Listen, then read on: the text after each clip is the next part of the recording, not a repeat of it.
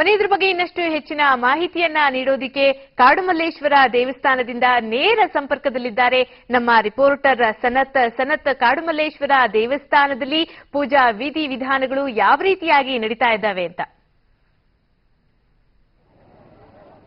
ಉಷಾ, ಏನಂತ ಹೇಳಿದ್ರೆ ಇವತ್ತು ನಿನ್ನೆ ಬೆಳಗ್ಗೆಯಿಂದಲೇ ಏನು ಕಾಡುಮಲ್ಲೇಶ್ವರ ದೇವಸ್ಥಾನದಲ್ಲಿ ಸಹಸ್ರಾರು ಭಕ್ತರು ಏನು ಈ ಶಿವನ ದರ್ಶನವನ್ನ ಪಡೆದಿರುವಂತದ್ದು. ಏನು ಬೆಳಗಿನ ಜಾವ ಸುಮಾರು 4 ಗಂಟೆಯಿಂದ ಕೂಡ ಭಕ್ತರು ಇಲ್ಲಿ ಬರುವಂತದ್ದು, ಮತ್ತೆ ವಿಶೇಷ ಪೂಜೆಗಳು ಕೂಡ ನೆರವೇರ್ತಾ ಬರ್ತಾ ಇರುವಂತದ್ದು. ಸುಮಾರು ಈಗಾಗಲೇ 12:30 ಗಂಟೆ ಆಗಿರುವಂತದ್ದು. ಇನ್ನು ಈವರೆಗೆ ಸುಮಾರು ಲಕ್ಷಾಂತರ ಜನ ಇಲ್ಲಿ ಬಂದು ಈಗಾಗಲೇ ಅವರ ಶಿವನ ದರ್ಶನವನ್ನ ಪಡೆದಿರುವಂತದ್ದು. ಈಗಾಗಲೇ ಜಾಗರಣೆ ಪ್ರಯುಕ್ತ ಈಗಾಗಲೇ ಇಲ್ಲಿ ಈ ದೇವಸ್ಥಾನದಲ್ಲಿ ಈಗಾಗಲೇ ಭಜನೆ ಆಗಿರ್ಬೋದು ಅಥವಾ ಭರತನಾಟ್ಯ ಆಗಿರ್ಬೋದು, ಮತ್ತೆ ಹರಿಕಥಾ ಕಾರ್ಯಕ್ರಮ, ಈ ಎಲ್ಲಾ ಕಾರ್ಯಕ್ರಮಗಳು ಈ ದೇವಸ್ಥಾನದಲ್ಲಿ ಈಗ ನಡೀತಾನೆ ಬರ್ತಾ ಇರುವಂತದ್ದು. ಮತ್ತೆ ವಿಶೇಷವಾಗಿ ಈಗಾಗಲೇ ಕೆಲವೊಂದು ಹೋಮಗಳು ಕೂಡ ಶಿವನಿಗೆ ಸಂಬಂಧಪಟ್ಟಂತ ಆಗಿರ್ಬೋದು, ಮತ್ತೇನು ಇಲ್ಲಿ ತೀರ್ಥ ಸ್ಥಾನ ಅನ್ನುವಂತ ಒಂದು ಗುಡಿ ಇರುವಂತದ್ದು, ಅಲ್ಲೂ ಕೂಡ ಒಂದು ವಿಶೇಷ ಪೂಜೆ ಕೂಡ ನೆರವೇರುವಂತದ್ದು.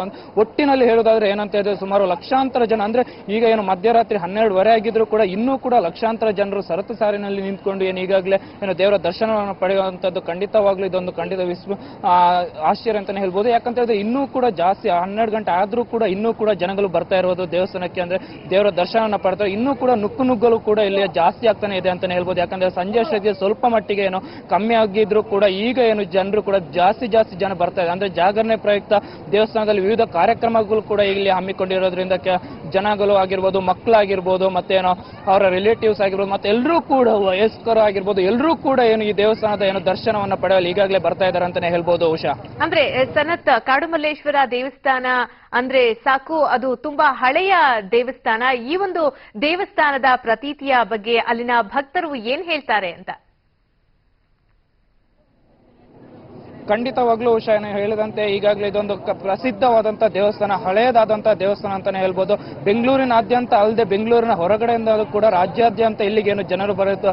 ವರ್ಷ ಕೂಡ ಜನ ಬರ್ತಾನೆ ಇರ್ತಾರೆ. ಈ ವರ್ಷ ಕೂಡ ಅದೇ ರೀತಿ ಸಹಸ್ರಾರು ಮಂದಿ ಈಗಾಗಲೇ ಈ ದೇವಸ್ಥಾನಕ್ಕೆ ಬಂದು ದೇವರ ದರ್ಶನವನ್ನ ಪಡೆಯುವಂತದ್ದು. ಮಾತ್ರ ಇಲ್ಲಿ ಭಕ್ತರು ಕೂಡ ಹೇಳುವಂತ ಪ್ರಕಾರ ಏನಂತ ಇದೆ, ಇದೊಂದು ವಿಶ್ವ ಪ್ರಸಿದ್ಧವಾಗಿರುವಂತಹ ದೇವಸ್ಥಾನ.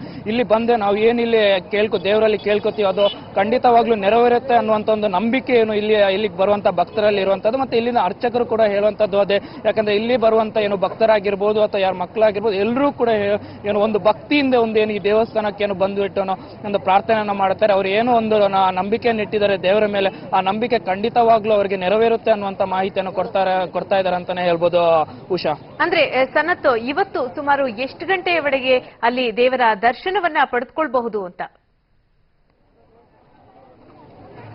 ಖಂಡಿತವಾಗ್ಲೂ ಉಷಾ, ಏನಂತ ಹೇಳಿದ್ರೆ ಸುಮಾರು ಬೆಳಗಿನ ಜಾವ 6 ಗಂಟೆವರೆಗೂ ಕೂಡ ದೇವರ ದರ್ಶನ ಪಡೆಯಬಹುದು ಅಂತ ಅರ್ಚಕರ ಮಾಹಿತಿ. ಯಾಕಂದ್ರೆ ಇನ್ನೂ ಕೂಡ ಕೆಲವೊಂದು ವಿಶೇಷ ಪೂಜೆಗಳು ಕೂಡ ಈಗಾಗಲೇ ದೇವಸ್ಥಾನದಲ್ಲಿ ನೆರವೇರುವಂತದ್ದು. ಅಂದ್ರೆ ಈಗ ಕೆಲವೊಂದು ಭಕ್ತರು ಕೂಡ ವಿಶೇಷವಾದ ಪೂಜೆಗಳನ್ನು ಇವರು ಹಮ್ಮಿಕೊಂಡಿರ್ತಾರೆ. ಅವರ ಪೂಜೆಗಳು ಹೊರತುಪಡಿಸಿ ದೇವಸ್ಥಾನಕ್ಕೆ ಸಂಬಂಧಪಟ್ಟಂತ ಬೇರೆ ಬೇರೆ ಪೂಜೆಗಳಿರ್ಬೋದು, ಹೋಮ ಆಗಿರ್ಬೋದು ಅಥವಾ ಶಿವನ ಅಲಂಕಾರದ ಬೇರೆ ಬೇರೆ ವಿಧಾನಗಳಾಗಿರ್ಬೋದು, ಮತ್ತೆ ಎಲ್ಲಾ ರೀತಿಯಂತ ದೇವಸ್ಥಾನದ ಒಳಗಡೆ ಇರುವಂತಹ ಗಣಪತಿಯ ಮೂರ್ತಿ ಆಗಿರ್ಬೋದು ಅಥವಾ ದೇವಿಯ ಮೂರ್ತಿ ಆಗಿರ್ಬೋದು, ಈ ಎಲ್ಲಾ ದೇವರಿಗೆ ಕೂಡ ಒಟ್ಟಿಗೆ ಅಂದ್ರೆ ಶಿವನ ಪೂಜೆ ನೆರವೇರುತ್ತೆ. ಆ ನಂತರ ಗಣಪತಿ ಆಗಿರ್ಬೋದು ಅಥವಾ ದೇವಿ ಆಗಿರ್ಬೋದು, ಇವರೆಲ್ಲರ ದೇವರುಗಳಿದ್ದಾರೆ, ಎಲ್ಲರದ ಒಂದು ಪೂಜೆಯನ್ನು ಅರ್ಚಕರು ನೆರವೇರಿಸ್ತಾರೆ. ಆ ನಂತರ ಸುಮಾರು ಬೆಳಗಿನ ಜಾವ 3 ರಿಂದ 4 ಗಂಟೆಯ ಸಮಯದಲ್ಲಿ ಒಂದು ಮಂಗಲ ಹೋಮ, ಅಂದ್ರೆ ಎಲ್ಲಾ ರೀತಿಯಂತ ಒಟ್ಟಿಗೆ ದೇವರಿಗೆ ಶಿವರಾತ್ರಿಯ ಕೊನೆಯ ಪೂಜೆ ಅಂತ ಹೇಳ್ತೀವಿ, ಆ ಕೊನೆಯ ಪೂಜೆಯನ್ನು ಸುಮಾರು ಬೆಳಗಿನ ಜಾವ ಇದನ್ನ ಮಾಡ್ತಾರೆ. ಈ ಸಂದರ್ಭದಲ್ಲೂ ಕೂಡ ಜನರು ಸಹಸ್ರಾರು ಮಂದಿ ಜನರು ಇಲ್ಲೇ ಇರುವಂತದ್ದು, ಇನ್ನೂ ಕೂಡ ಇಲ್ಲಿ ಭಕ್ತರು ಬಂದಿರುವಂತದ್ದು.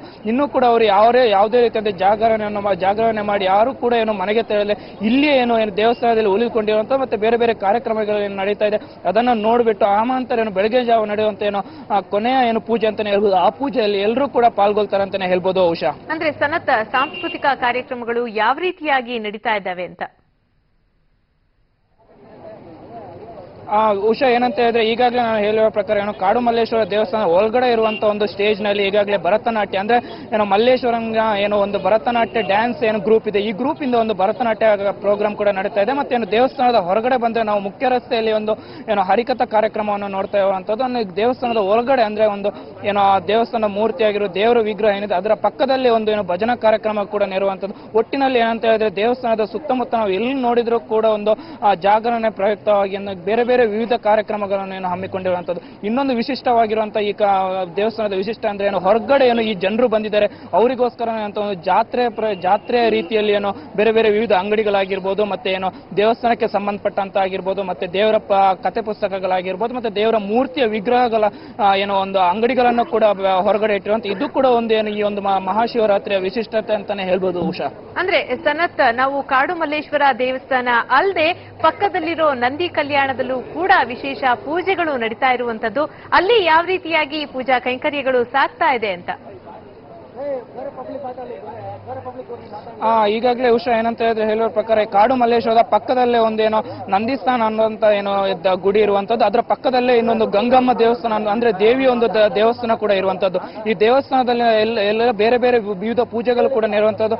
ಆಗಾಗ್ಲೇ ಏನು ಗಂಗಮ್ಮನ ಗುಡಿ ದೇವಸ್ಥಾನದಲ್ಲೂ ಕೂಡ ಒಂದು ಏನು ಮೆರವಣಿಗೆ ಮೂಲಕ ದೇವರು ಬರುವ ಮೂಲಕ ಏನೋ ಅಲ್ಲೊಂದು ಪೂಜೆ ನೆರವೇರುವಂತದ್ದು. ಮತ್ತೆ ಈ ತೀರ್ಥ ಏನೋ ಗುಡಿ ಇದೆ, ಇಲ್ಲೂ ಕೂಡ ಏನು ವಿಶಿಷ್ಟವಾದ ಒಂದು ಲಿಂಗಕ್ಕೆ ಏನೋ ಹಾಲನ ಅಭಿಷೇಕ ಆಗಿರ್ಬೋದು ಅಥವಾ ತೀರ್ಥವನ್ನು ಹಾಕಿ ಒಂದು ಅಭಿಷೇಕ ಮಾಡುವ ಮೂಲಕ ಏನು ಹಲವು ಪೂಜೆಗಳನ್ನ ಅಥವಾ ಬೇರೆ ಬೇರೆ ರೀತಿಯಾದಂತಹ ಪೂಜೆ ಕೈಂಕರ್ಯಗಳನ್ನ ಇಲ್ಲಿ ಮಾಡ್ತಾ ಇದ್ದಾರೆ ಅಂತಾನೆ ಹೇಳ್ಬೋದು. ಬೆಳಗಿನ ಜಾವವರೆಗೂ ಈಗಾಗಲೇ ಕೆಲವೊಂದು ಪೂಜೆಗಳಾಗಿರ್ಬೋದು, ಮತ್ತೆ ಬೇರೆ ಬೇರೆ ವಿಶಿಷ್ಟವಾಗಿರುವಂತಹ ಅಲಂಕಾರದ ಪೂಜೆ ಆಗಿರ್ಬೋದು, ಮತ್ತೆ ಬೇರೆ ಬೇರೆ ನೈವೇದ್ಯ ಮೂಲಕ ಮಾಡುವಂತ ಪೂಜೆ ಆಗಿರ್ಬೋದು, ಎಲ್ಲಾ ರೀತಿಯಂತ ಒಟ್ಟಿನಲ್ಲಿ ಹೇಳೋದಾದ್ರೆ ಬೆಳಗಿನ ಜಾವವರೆಗೂ ಬೇರೆ ಬೇರೆ ರೀತಿಯಂತ ವಿವಿಧ ಪೂಜೆಗಳನ್ನ ಈಗಾಗಲೇ ಅರ್ಚಕರು ಮಾಡ್ತಾ ಬರ್ತಾ ಇದ್ದಾರೆ ಅಂತಾನೆ ಹೇಳ್ಬೋದು Usha. Okay, thank you Sanath ನಿಮ್ಮೆಲ್ಲ ಮಾಹಿತಿಗಾಗಿ.